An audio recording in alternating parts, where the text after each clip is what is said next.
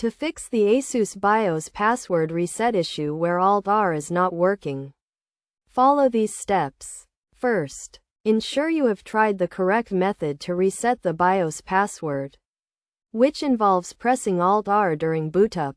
If this method is not working, proceed to the next steps. Next, try resetting the BIOS to its default settings by removing the CMOS battery from the motherboard. This will reset all BIOS settings to their default values, including the password. Locate the CMOS battery on your motherboard, remove it, and wait for a few seconds before putting it back. This will reset the BIOS settings. If removing the CMOS battery does not work, try using the Asus BIOS reset jumper on the motherboard. The location of this jumper varies depending on the motherboard model, so consult your motherboard manual to find its location. Move the jumper to the reset position, save the changes, and then move it back to its original position.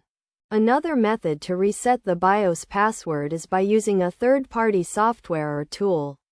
However, be cautious when using such tools as they can potentially damage your system. Ensure you download the tool from a trusted source and follow the instructions carefully. It is also important to note that some Asus motherboards may have a specific BIOS reset procedure, so it is recommended to consult the motherboard manual or contact Asus support for specific instructions. Additionally, if you are not comfortable with the above methods, consider seeking help from a professional. In conclusion, resetting the Asus BIOS password when Alt-R is not working requires patience and caution.